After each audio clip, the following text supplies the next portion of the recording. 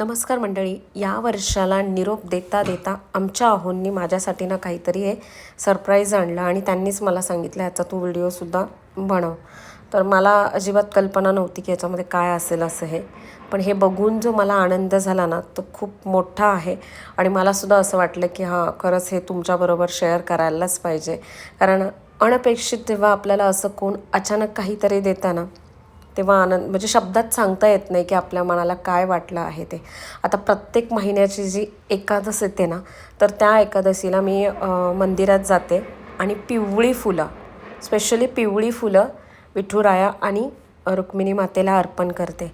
तर ते खूप आनंद असतो. तो महिन्यातून एकदाच आपण काहीतरी मंदिरात जातो आणि ते तर हे आता मला घरच्या घरीसुद्धा या विठुराया आणि रुक्मिणी मातेला घरच्या घरी मी वेणी बनवून घालू शकते, हार बनवू शकते.